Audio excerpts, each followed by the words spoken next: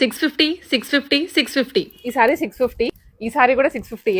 ఈ శారీ 650, ఈ శారీ 650. ఈ సెక్షన్ లో ఉన్న ఏ శారీ అయినా 650. గోల్డెన్ బ్లూ ఎంపోరియాకి వస్తే ఇప్పుడు 650. బ్లాక్ బస్టర్ అయిపోయినాక ఇంకేం పార్ట్ 5 అది కూడా. ఇన్ని పార్ట్స్ మీరు సక్సెస్ఫుల్ చేస్తూ వచ్చారు.